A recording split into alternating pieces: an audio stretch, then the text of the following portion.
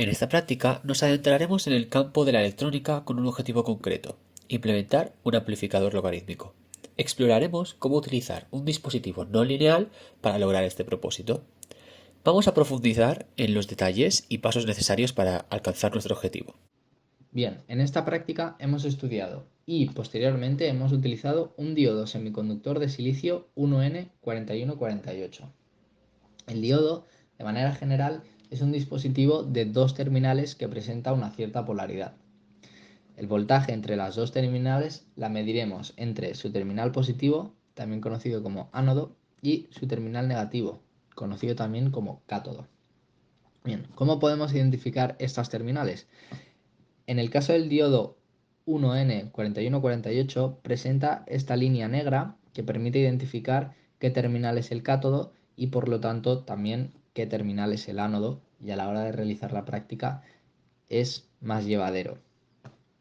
Bien, el diodo es un elemento no lineal y en este caso presenta una relación IV como la que podemos observar a la derecha en el gráfico de la derecha. Bien, para determinar esta relación IV determinamos para dos rangos de valores de tensión, un rango de valores negativos y un rango de valores positivos.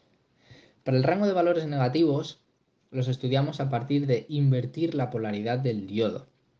Y lo que obtenemos es que cuando tenemos el diodo en polaridad inversa, la corriente que circula a través de él es prácticamente cero. Es decir, si nosotros tenemos el diodo con una polaridad invertida, se encarga de bloquear la corriente que circula a través de él y no permite un paso de corriente. No obstante, para un rango de valores de tensión positivo, es decir, cuando tenemos el diodo en directa, lo que sucede es que la intensidad que circula a través de él aumenta de manera exponencial, aumenta de manera muy rápida a medida que aumenta la tensión. Bien, la expresión con la que aumenta, es decir, la relación IV, concretamente es la que podemos encontrar aquí junto al gráfico. Viene determinada por dos parámetros, un parámetro IS, conocido como la corriente inversa de saturación, y un parámetro N. Estos dos parámetros, IS y N, son parámetros que dependen de la geometría del diodo y incluso de las propiedades eléctricas de los materiales que se han utilizado en la construcción del elemento, en la construcción del diodo, en su fabricación. Para diodos de silicio obtenemos que la corriente inversa de saturación tiene valores muy bajos, ¿vale? Próximos a los nanoamperios o incluso inferiores a estos. Mientras que el valor de N para diodos de silicio también corresponden a valores muy cercanos a 2. Bien, en el término de la exponencial también podemos encontrar la Q, que corresponde a la carga del electrón, la K corresponde a la constante de Boltzmann y la T corresponde a la temperatura absoluta en la que nos encontramos. Bien, esto lo podemos resumir como un V sub T, ¿vale? Ya que este cociente de aquí posee unidades de voltaje, ¿vale? Y generalmente, si nos encontramos en la habitación a una temperatura ambiente, este cociente suele ser próximo a 25 microvolts, como veremos más adelante. En el laboratorio comenzaremos midiendo la temperatura de la habitación, que resultó ser de unos 25 grados centígrados. Para medir la temperatura se hizo uso de un termómetro que se ubicaba en el laboratorio de física en el primer piso del edificio Batuor-Fila. Montaremos el circuito mostrado en la figura SI4 sobre una protoboard. Variando el voltaje VDD, podemos obtener la curva característica IV del diodo.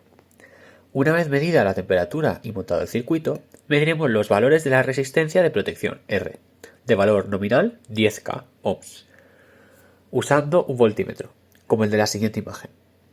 Ajustando la fuente a 0 voltios, medimos el valor de VDD con un voltímetro. A la hora de medir V para diferentes valores de VDD, debemos procurar que la corriente continua en el diodo no supere los 5 mA. Se aconseja obtener puntos cada 0,1 mA para corrientes inferiores a 1 mA y cada 1 mA para corrientes superiores a 1 mA. Bien, para determinar la relación IV del diodo, lo que realizaremos será, como hemos explicado a partir del proceso anteriormente, dos rangos de valores, unos positivos y unos negativos. Para los negativos, invertiremos la polaridad de los cables de alimentación y controlaremos generalmente que el voltaje no baje de los menos 5 voltios. Bien, a partir de los puntos determinados con el proceso explicado anteriormente, hemos conseguido esta curva que podemos obtener aquí en el siguiente gráfico, ¿vale? Una curva exponencial muy similar a la que hemos visto en la introducción teórica.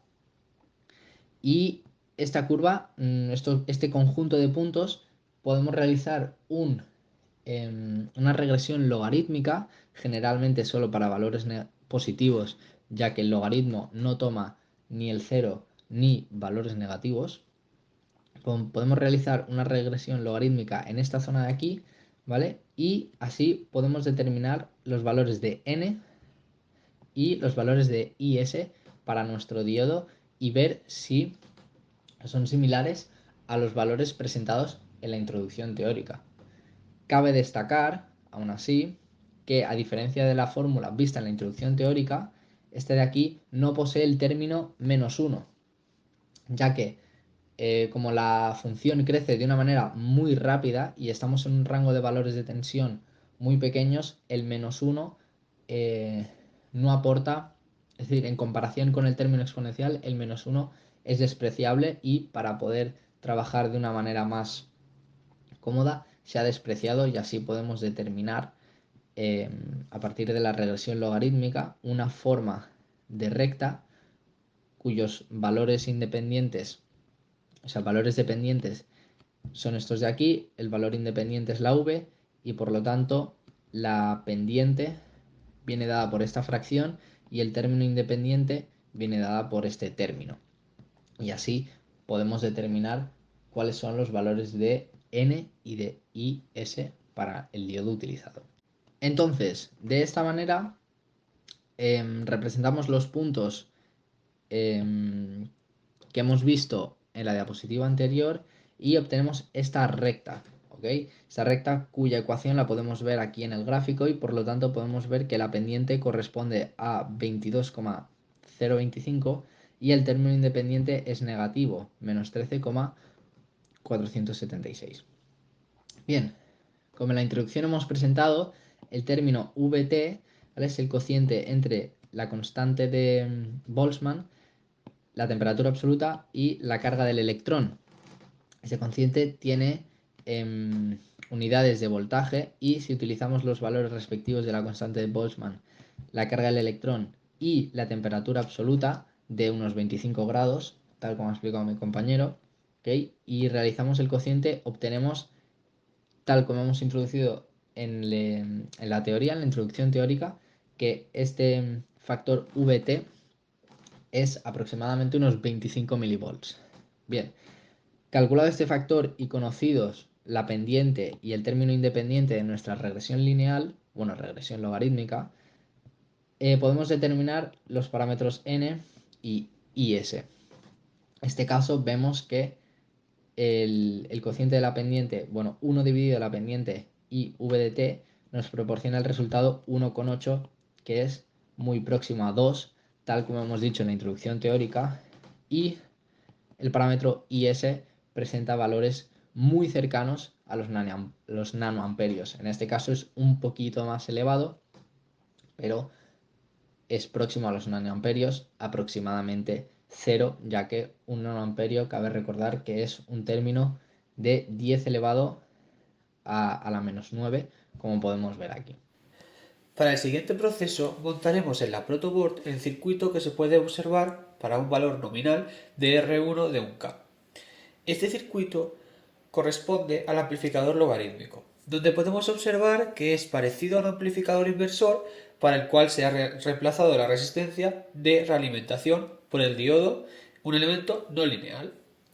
Una vez montado, le daremos como señal de entrada una señal triangular para poder analizar su salida. Cabe destacar que a la hora de incidir la señal triangular se regulará el offset de tal manera que la señal de entrada sea positiva, así como se aprecia en la imagen de la izquierda.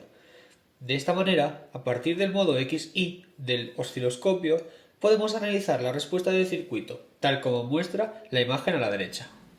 Bien, una vez hemos montado el circuito del amplificador logarítmico, podemos probar a representar el voltaje de salida en función al voltaje de entrada, ya que además de tener montado el circuito, conocemos los valores de N y S calculados anteriormente, que son característicos del diodo que estamos utilizando.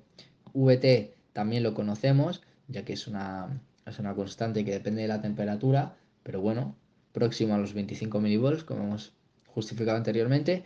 Y R1 corresponde al valor de la resistencia que se ha utilizado en el montaje del amplificador logarítmico, que corresponde a un valor nominal de 1K. Obviamente este valor se ha comprobado a partir de un voltímetro y corresponde con este valor nominal. Bien, si nosotros representamos esta función, podemos observar cómo efectivamente, bueno, pues corresponde a un logaritmo caracterizado por este menos, y podemos ver que a medida que aumenta Vin, pues Vout va disminuyendo aumenta en valor absoluto, pero disminuye en términos de valores aritméticos. Entonces nosotros nos podemos considerar como satisfactorio este resultado, debido a que el diodo, como hemos visto, presenta pues esta relación, IV representa una relación exponencial, ¿no? Dedicada generalmente a términos exponenciales, y al tomar la inversa obtenemos un logaritmo. Ahora nos preguntamos, ¿qué es lo que sucede si en el circuito invertimos la polaridad del diodo?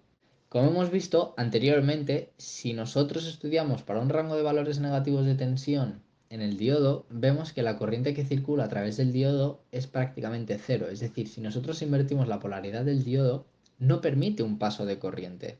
Entonces, ¿qué sucede si nosotros en este montaje invertimos la polaridad del diodo? Bien, este circuito es un amplificador cuya realimentación, en lugar de haber, correspondería a un amplificador inversor, pero en lugar de haber en la red de realimentación, en lugar de haber una resistencia, encontramos un diodo. Bien, si nosotros em, invertimos la polaridad del diodo, ¿vale? Tal como está posicionado de esta manera, permite que haya una realimentación. Pero lo que sucede si nosotros invertimos, bloquea el paso de corriente, y por tanto el diodo no permite una realimentación hacia el amplificador. Entonces, esto es lo que sucede. Al fin y al cabo, no hay realimentación en el circuito. Esto es lo que implica que la polaridad del diodo se invierta en este circuito dado.